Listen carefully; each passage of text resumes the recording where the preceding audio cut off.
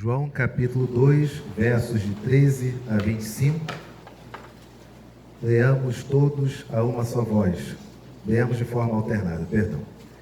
Estando próxima a Páscoa dos judeus, subiu Jesus para Jerusalém. E encontrou o templo os que vendiam bois, ovelhas e pombas, e também os cambistas assentados. Tendo feito um azorrague de cordas, expulsou todos do templo, bem como as ovelhas e os bois. Derramou pelo chão o dinheiro dos cambistas, virou as mesas. E disse aos que vendiam as pombas: tirai daqui estas coisas, não façais da casa de meu pai casa de negócio.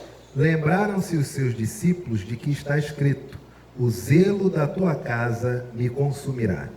Perguntaram-lhe, pois, os judeus: que sinal nos mostras para fazeres estas coisas?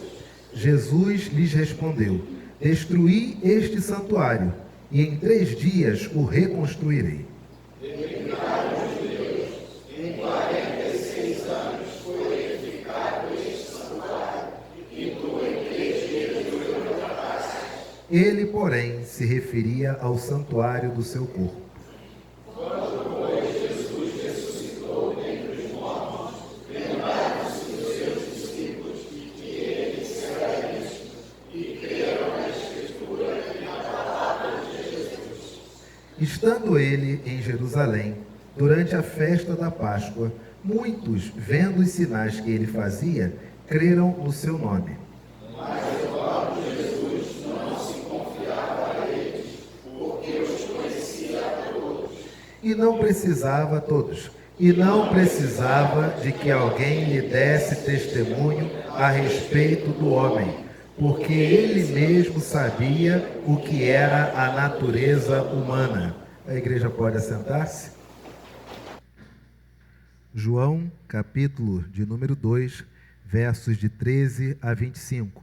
Normalmente lemos esse texto dos versos 13 até o verso 22, onde a nossa ênfase se dá na leitura, vendo o embate de Jesus, expulsando os vendilhões do templo e falando acerca da destruição do templo.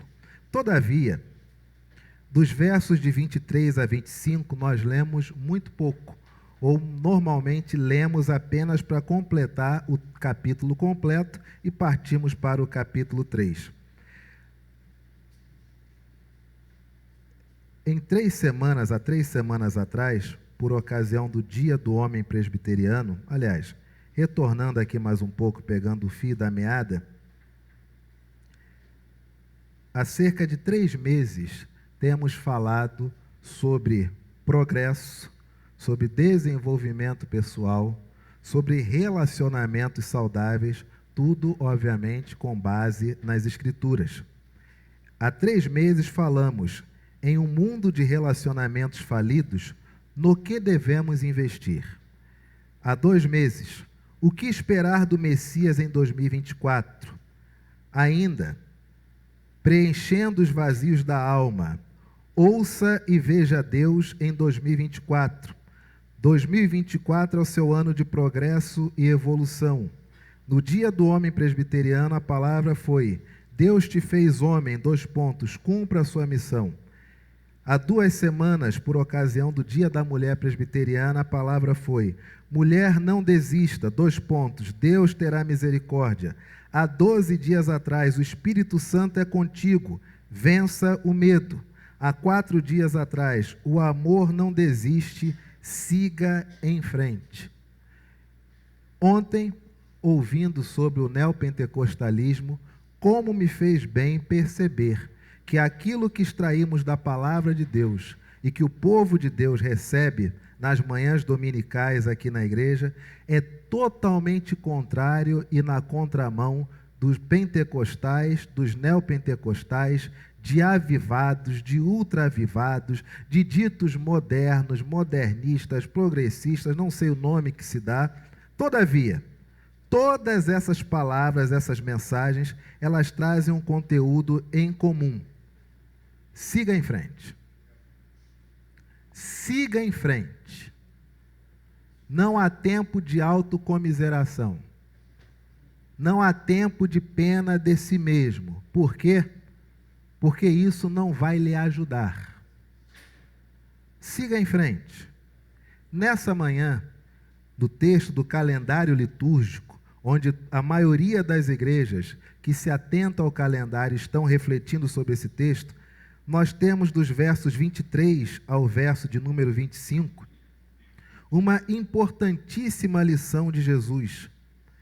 Estando ele em Jerusalém, durante a festa da Páscoa, muitos, vendo os sinais que ele fazia, creram no seu nome. Mas o próprio Jesus não se confiava a eles, porque os conhecia a todos. Vamos imaginar aqui, a festa da Páscoa era uma festa carnal ou era uma festa religiosa? Era uma festa religiosa.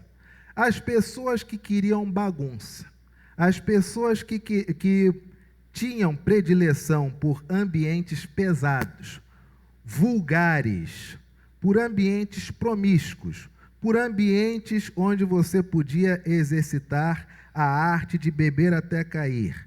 Essas pessoas, elas se sentiam à vontade em um ambiente totalmente religioso, cumprindo o mandamento da Talmud, que era a realização da festa da Páscoa. Esse era o ambiente escolhido por elas. Se é um ambiente religioso, onde celebra-se a passagem, a abertura do Mar Vermelho, a saída do povo do Egito, que tipo de pessoas estão nesse ambiente? Conquanto seja uma festa, mas que pessoas estão em ambientes religiosos? Pessoas que, por definição, são o quê? Religiosas. É como se o texto começasse assim: em um domingo pela manhã, Jesus estava em um culto em uma igreja. Está dando para entender? Então era uma festa religiosa, com objetivo religioso, celebrando a uma divindade, celebrando a Deus, a passagem pelo Mar Vermelho, a saída do povo do Egito, Páscoa, Pessac, passagem. Mas a palavra do Senhor diz que, estando ele em Jerusalém, durante a festa da Páscoa, um momento religioso, muitos, vendo os sinais que ele fazia, creram no seu nome. Crer é uma atitude de fé. O ambiente é religioso. E o que as pessoas, qual era o sentimento que elas nutriam por Jesus? Era um desejo apenas? Desejo por desejo? Era intenção política? Procuravam um cargo? A palavra do Senhor diz que, em relação a Jesus, o que as pessoas tinham em relação a ele? Muitos creram no seu nome. Quem crê, em tese, só crê porque devota fé. Em um ambiente religioso, muitas pessoas passaram a crer, passaram a ter fé em Jesus. Não é isso? Não é o melhor ambiente para se estar, gente? Um ambiente onde as pessoas não vão fazer bagunça, não vão cometer atrocidades, ninguém está ali para matar ninguém, para derrubar ninguém, querer o mal de ninguém. E Jesus está ali e as pessoas estão crendo no nome dele. Porém, o verso 24 diz: mas o próprio Jesus não se confiava a ele, porque os conhecia a todos. Como assim? O que mais essas pessoas poderiam fazer, além do que já estavam fazendo? É um momento de gratidão a Deus? Estamos aqui agradecendo. Chega aquele que diz ser o Filho de Deus, cremos no Senhor. O que mais que elas poderiam fazer?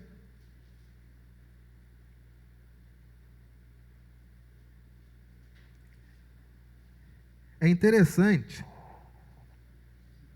que, embora essas pessoas sejam religiosas, estejam cumprindo o seu papel religioso e creiam em Jesus, o próprio Jesus, conforme diz o texto, não se confiava a eles, porque os conhecia a todos.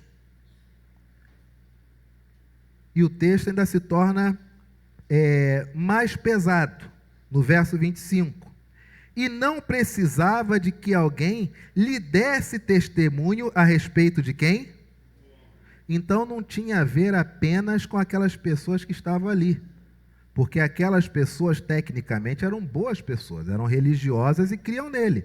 Mas a questão não era aquele grupo específico.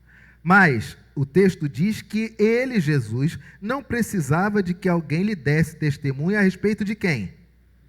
Do homem, do ser humano, da espécie humana. Por quê? Porque ele mesmo sabia o que era a... E aí vem o pensamento, bom, peraí. Se é uma festa religiosa, se as pessoas lá estão cumprindo a religião, se Jesus está ali e as pessoas creem nele, mas ele diz, ele mesmo não confiava nelas, porque ele sabe o que é a natureza humana, e a gente, como é que a gente faz, gente? Porque o ambiente aqui é o mesmo. É um ambiente confessional.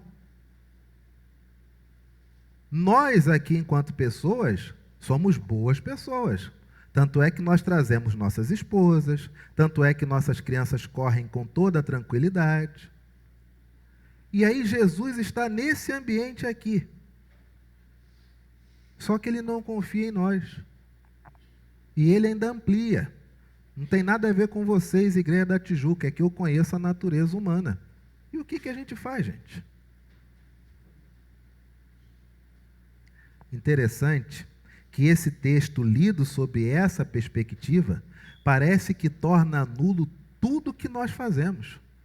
Porque se o ambiente é religioso, se nós estamos aqui, mas Jesus diz que não se confia a nós, o que vamos fazer? Mas essa não é a perspectiva de Jesus. É a nossa perspectiva enquanto leitores. A palavra do Senhor em Jeremias 17:5, e nessa época Jesus só tinha a Talmud, em Jeremias 17:5, a palavra do Senhor diz que maldito é o homem que confia em quem? Maldito é o homem que confia em outro homem, é isso que está lá no texto? Maldito é o homem que confia no homem, é isso que está lá? Maldito é o homem que confia no homem, não é isso? Vou repetir, olha aqui para mim. Maldito é o homem que confia no homem, é isso? Maldito é o homem que confia em quem? No homem. Esse é o significado do texto. No outro, é óbvio que você tem um grau de confiança. Como é que você vai dividir sua vida com alguém? Você tem fé de que, no mínimo, não vai tomar uma facada. Não é óbvio? Você vai entrar no elevador, você tem fé de que quem projetou fez para servir, não fez para matar ninguém. É óbvio que você tem que confiar nas pessoas. Nós tivemos Dona Georgette essa semana internada para uma intervenção cirúrgica. É óbvio que ela confiava na equipe médica. Se fosse o maldito homem que confia em outro homem, todos nós éramos malditos por definição, desde o ventre, porque afinal de contas nós nascemos, a única capacidade que temos ao nascer é de deglutir e confiamos que daquele seio sairá leite materno. Nós confiamos nisso.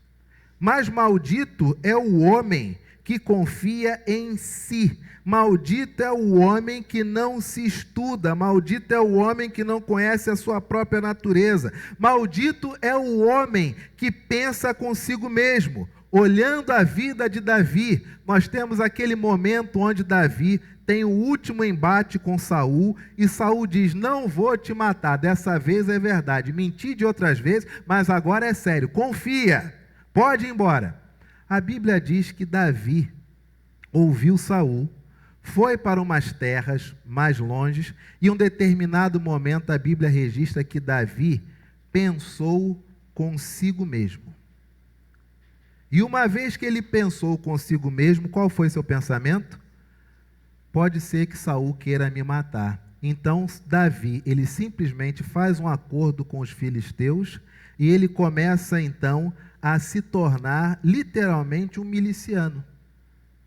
Ele toma conta de ovelhas dos filisteus exigindo uma propininha, um pagamento para a rapaziada sobreviver. É isso que está lá no texto. Esses homens destroem quando Davi está fora, entram no povoado onde eles residiam, destroem tudo, sequestram todas as mulheres e crianças. Quando Davi retorna com seus homens, não existe nada. E a Bíblia diz que aqueles homens então querem matar Davi. E Davi passa 6 meses entre pensar consigo mesmo e chegar a esse momento onde tudo é saqueado, mulheres e crianças são sequestradas. Ele passa 6 meses vivendo literalmente como um miliciano, recebendo um dinheirinho para tomar conta daquilo que ninguém pediu para ele tomar conta. São 6 meses da vida de Davi que ele não escreveu um salmo sobre um único dia desse momento da vida dele. Você não encontra Davi registrando ou louvando a Deus por esse período da sua vida. Porque foi um período onde ele pensou consigo mesmo: maldito o homem que confia no homem. E o texto diz: e não precisava de que alguém lhe desse testemunho a respeito do homem, porque ele mesmo sabia o que era a natureza humana. Natureza humana. Abra a sua Bíblia no Evangelho de Marcos, capítulo 7, versos de 20 a 23, onde nós temos uma lista que Jesus faz de tudo aquilo que contamina, que faz mal ao homem. Marcos 7, de 20 a 23. Não confunda com as obras da carne de Paulo. Aqui é o que contamina o homem segundo o próprio Jesus, Filho de Deus, o Messias. Marcos capítulo 7, versos de 20 a 23. E dizia: o que sai do homem, isso é o que o contamina. Leiamos: porque de dentro do coração dos homens é que procedem os maus desígnios, a prostituição, os furtos, os homicídios, os adultérios, a avareza, as malícias, o dolo, a lascívia, a inveja, a blasfêmia, a soberba, a loucura. Ora, todos esses males vêm de dentro e contaminam quem? Entendeu por que maldito é o homem que confia no homem? Porque tudo isso está dentro. Ninguém planta em nós. Isso está, infelizmente, conosco. Alguns desses itens em escala, de maior probabilidade, de maior intensidade ou menor. Mas Jesus diz que tudo isso está dentro de nós e é isso que contamina o homem. Em outras palavras, vejam, Jesus está nesse momento de João capítulo 2, em um momento muito bom no seu ministério terreno. Ele tem embates com os fariseus e, é claro, ganha esse embate. Ele vai até o templo, retira os cambistas. Ato contínuo. Quando ele chega na festa da Páscoa, pessoas creem no nome dele. Mas ele não se deixa levar por isso. Por quê? Porque ele conhece a natureza humana. E ele não tem a ver com aqueles que lá estão. O que Jesus está fazendo é cuidar do próprio coração. Porque ele sabe também o que tem dentro do coração dele, enquanto 100% homem. Não tem a ver com os outros. Tem a ver com o que os outros fazem, o que isso significa para ele, Jesus. De tal modo, meu irmão e minha irmã, que você pode estar em qualquer ambiente. O ambiente não vai lhe mudar. O que vai lhe alterar é o que tem dentro do seu coração que concorda com o que é feito em determinadas ambiências. Deu para entender?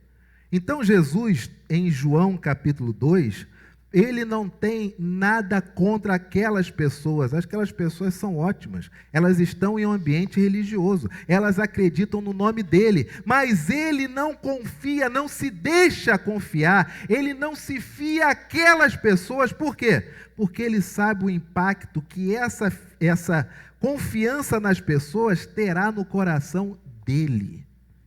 E é por isso que ele não se permite ficar fiado a essas pessoas. Isso é tão importante que em Mateus 14, 23, Lucas 6, 12 a 19, Lucas 22, de 39 a 47, Marcos 6, 46 a 47, Jesus prova que é o maior agente anti-marketing do seu próprio ministério, porque nesses textos ele acaba de fazer um milagre, todos querem achegar-se a ele, e o que ele faz? Ele vai orar sozinho em um monte. Eu fico imaginando os discípulos. Quando os discípulos dizem, agora vai. Agora ele vai honrar Isaías 53. Agora ele vai cumprir Isaías 54. Agora ele vai cumprir Isaías 61. Agora ele vai ser o Messias. Agora ele vai sentar, vai ter o trono do pai dele, Davi, lá em Jerusalém. Agora ele vai mandar nas nações. O que Jesus faz? Eu vou orar e já volto. Aí ele some. Aí ele só aparece no dia seguinte. Depois ele multiplica alimentos. E os discípulos dizem, é agora. Ele deu comida para o povo, para trazer o povo. Agora o povo está com ele. Agora vai. Aí ele diz, eu vou ficar sozinho, eu vou orar. Não precisam me seguir, licença. Ele só aparece quando? No dia seguinte. E os discípulos ficam, agora vai. Não foi. Ai meu Deus, tadinho, ele tem essa coisa, né? De querer sempre ficar à parte. Não dá para ser essa coisa discreta quando você é o Messias. Você tem que chegar e mandar logo. Mas Jesus não é megalomaníaco. Não é narcisista. Jesus não tem necessidade de validação por parte de terceiros. Imagina se Jesus fosse como a geração de hoje, que está vendo um microfone, aí bate uma foto. Estou usando um microfone, gostaram? Tenho aqui um controle remoto. Gostaram? Essa necessidade constante de que o outro valide quem é a pessoa. De tal modo que o indivíduo não consegue ser. Ele apenas espelha a necessidade do outro. Mas Jesus, todas as vezes que as pessoas se juntam a Ele, e Ele faz a obra do Pai, o que ele diz? Eu vou ao monte orar. E eu vou sozinho. A necessidade de validação faz com que você comece a venerar mais estar na companhia dos homens. Pessoas que têm necessidade de serem validadas pelo outro, para elas ficar sozinhos, é um inferno. Porque a solidão espelha o vazio que a pessoa tem dentro de si. E ela não consegue ficar sozinha. Porque quando eu tenho o outro, o que o indivíduo faz? Ele se arruma por causa do outro, ele conversa coisas por causa do outro, ele sai para comer para poder também ter a companhia do outro. Mas quando o indivíduo é só, a única companhia que ele tem é ele mesmo. E pessoas cada vez mais têm sido tentadas com essa necessidade de validação do terceiro. E isso é uma coisa terrível, meus irmãos e minhas irmãs, porque cria uma codependência emocional mortal. Quando nós temos essa necessidade de validação, a voz dos homens se confundem com a voz do Espírito Santo. Quando você está ali sozinho, travando aquelas batalhas em oração, no teu quarto, com a porta fechada, orando, pedindo ao Senhor, lendo as Escrituras, orando, lendo as Escrituras, você está numa conexão com Deus, numa conectividade com Deus, você está o tempo todo ouvindo a voz de Deus através das Escrituras, olhando as coisas conforme ensina o Evangelho, pensando no seu lugar o que Jesus faria se estivesse vivendo aquele período. Mas quando você começa a ouvir mais a voz dos outros, você começa a ouvir menos a voz do Espírito Santo. Aí sabe o que os outros dizem? Poxa, você é bom mesmo, hein? Você é muito bom. Olha, você é bonito, hein? Você é bonita. Olha, você do jeito que você está já nem precisa mais de ajuda. Você já pode fazer tudo sozinho. Olha, eu queria ser você, porque aí eu teria autonomia para decidir as minhas coisas, não precisaria de mais ninguém. E você começa a achar que isso é 100% verdade. Você acredita nisso. Infelizmente, ato contínuo, você passa a querer ouvir mais a voz dos homens. Lembra quando você orava, ficava na sua casa, lia as Escrituras?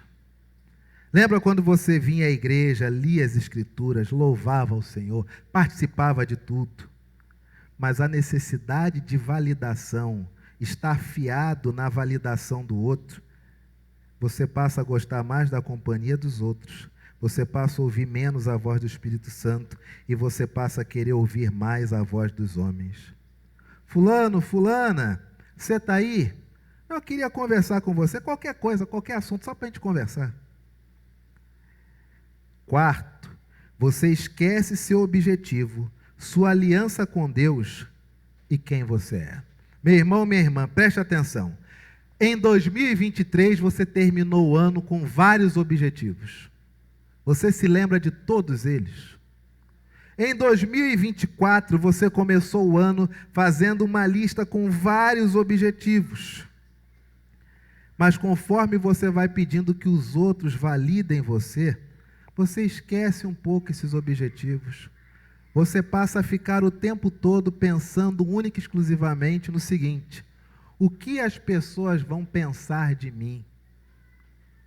Será que aquilo que eu penso ou que estou fazendo, as pessoas gostarão? E você esquece seus objetivos. Você esquece sua aliança com Deus. Ir à igreja é relativo. Ler as Escrituras é relativo. Isso tudo é relativo. Participar das programações da igreja, no domingo só está bom demais, amigo. Eu estou fazendo muito, já estou indo. Tem gente que nem vai. Você passa a relativizar tudo. E você esquece também não apenas seus objetivos, esquece sua aliança com Deus, mas você esquece quem você é. E aí você tem tantas pessoas que têm vergonha de suas próprias origens. Pessoas que vieram da lama, paupérrimas, contavam com a ajuda, com cesta básica, com a ajuda de custo. E hoje, elas querem passar para todos a impressão de que elas sempre foram nobres, nobilíssimas. Mas quem olha dentro da alma, na íris, vê que continua ali apenas uma pessoa que tem medo da realidade. As pessoas esquecem quem elas são quando elas passam a ouvir mais a voz dos homens. E a última consequência, primeira, vamos recordar, a necessidade de validação faz com que você comece a venerar mais estar na companhia dos homens. Segundo, a voz dos homens se confundem com a voz do Espírito Santo. Terceiro, você passa a querer ouvir mais a voz dos homens. Quarto, você esquece seu objetivo, sua aliança com Deus e quem você é. Quinto e último, você se torna um joguete nas mãos dos outros. Porque sabe o que essas pessoas são? Elas são apenas pilheiros. Não se importam com você. Mas elas atiçam você. E é como é interessante, né? Essa semana, o Luiz Mourão foi lá na academia. Luiz Mourão agora é jiu-jiteiro, futuro faixa coral. E ele ali na academia, a gente conversando, quando ele chegou, tendo as primeiras aulas, eu me lembrei das minhas primeiras aulas e o quanto que estar naquele ambiente me fazia bem. Sabe por quê? Porque eu via o dono da academia, ele recebendo opiniões de todo mundo. E todo mundo opina em uma academia. Faz assim, bota um letreiro tal, bota isso, faz aquilo. E eu não opinava porque eu gostava de ouvir a conversa e ver a postura dele. E teve um dia que as pessoas falaram tantas coisas que podiam fazer bem para a academia, que todos saíram, eu fiquei a sós com ele ali, ajudei a fechar a academia. Eu olhei para ele e falei: dia pesado, né? Ele virou-se para mim e disse o seguinte: as pessoas vêm aqui, fazem o esporte, mas as opiniões elas não percebem. que envolvem responsabilidades e custos. E nessas horas, não fica ninguém aqui para arcar.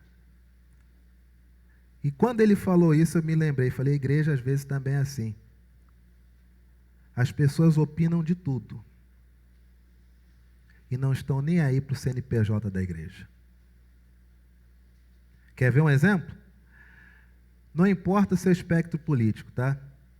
Para aqueles que estão chegando agora aqui na Igreja da Tijuca, a nossa igreja não é apolítica, ela é pró-evangelho. Tudo que for do evangelho fica, o que não for não fica. É só isso que a nossa igreja é. Mas, seja qual for o teu espectro político, cada espectro político tem sua teoria da conspiração. E basicamente a teoria da conspiração qual que é? O outro lado tem um plano de dominação mundial. Não podemos deixar. É simples. É igual cartoon. Tem sempre um lado querendo dominar tudo. O outro lado diz, não vou deixar. E o outro lado também diz, aquele lado quer dominar tudo, não podemos deixar. Aí eles ficam.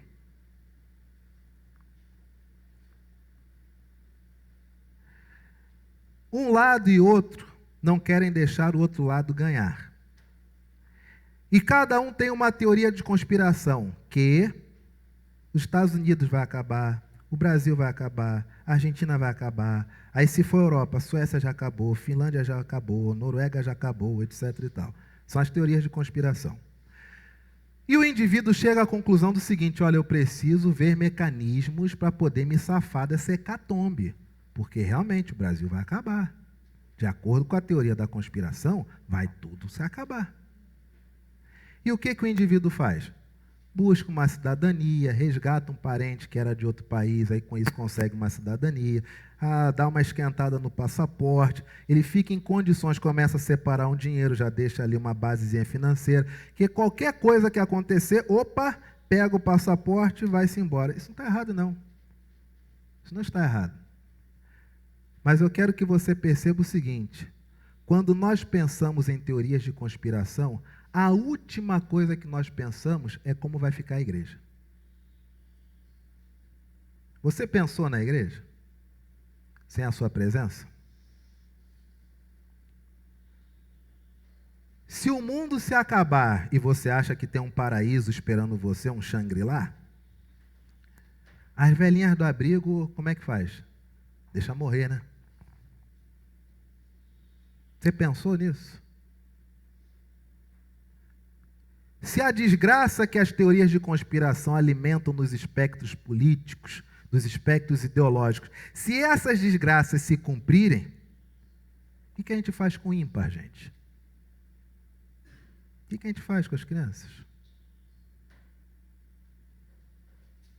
Mas nós não pensamos na igreja. Nós pensamos em nós.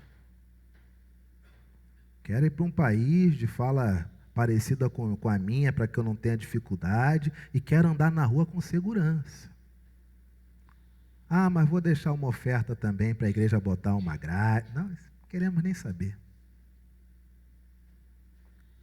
E é triste imaginar que se essas teorias de conspirações, não importa para qual lado que apite, se qualquer uma delas acontecer,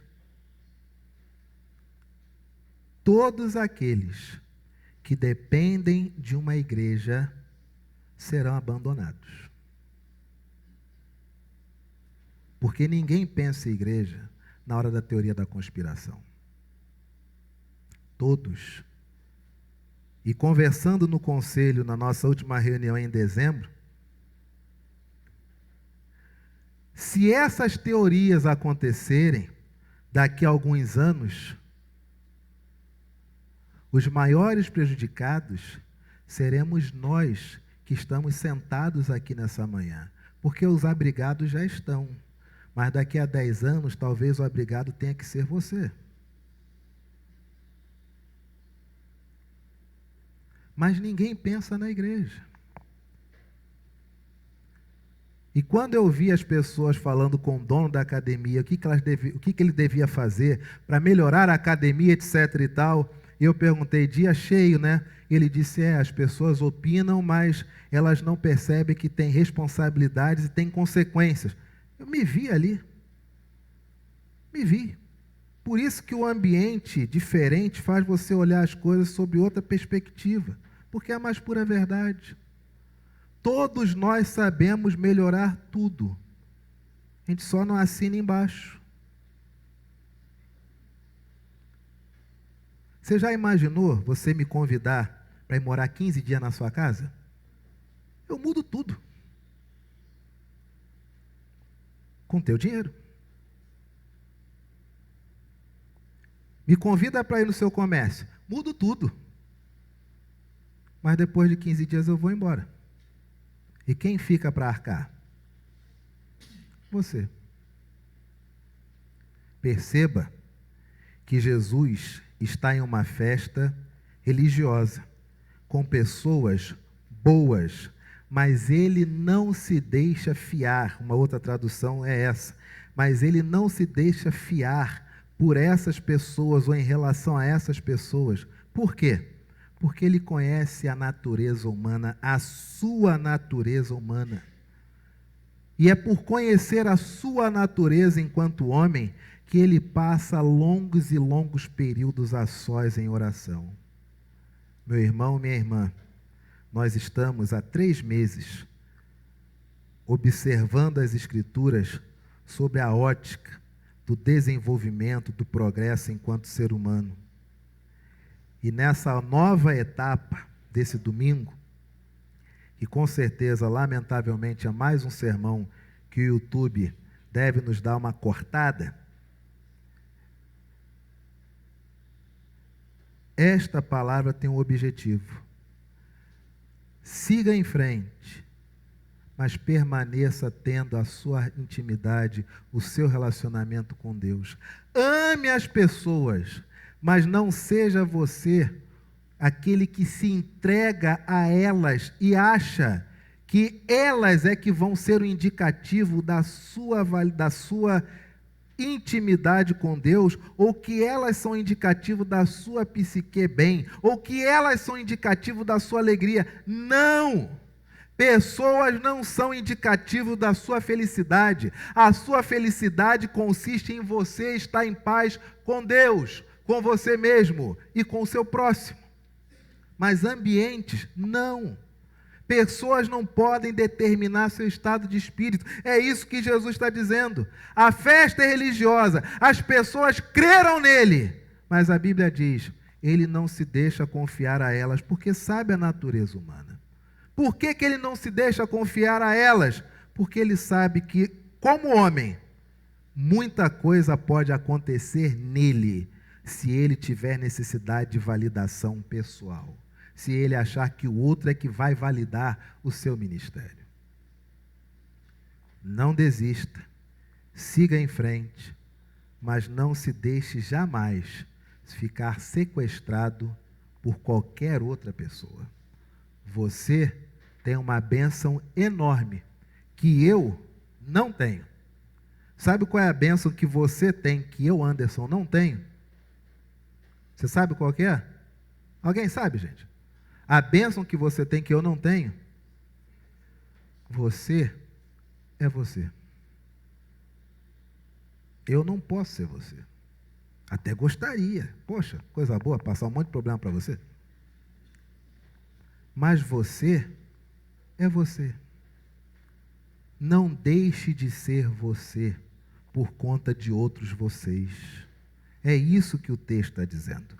Um texto tão conhecido, mas nem sempre nós lemos esses 3 versículos da forma como Jesus vive ao longo dos evangelhos. Amém, igreja?